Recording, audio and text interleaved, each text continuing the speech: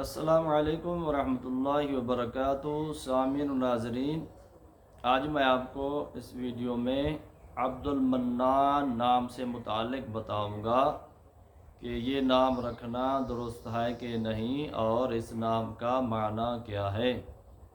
تو یاد رکھیں، عبد کا مطلب ہوتا ہے بندہ، اور منان جو ہے یہ اللہ تبارک و تعالیٰ کے صفاتی ناموں میں سے ایک نام ہے، اور اس کا معنی ہے بے تحاشا احسانات اور عطاؤں والا، جس کے احسانات کا شمار نہ کیا جا سکتا ہو۔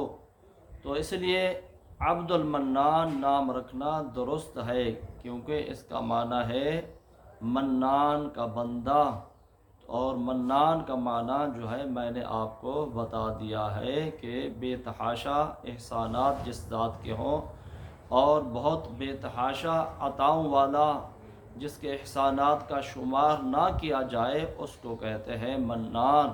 عبد المنان کا معنی ہو گیا منان کا بندہ۔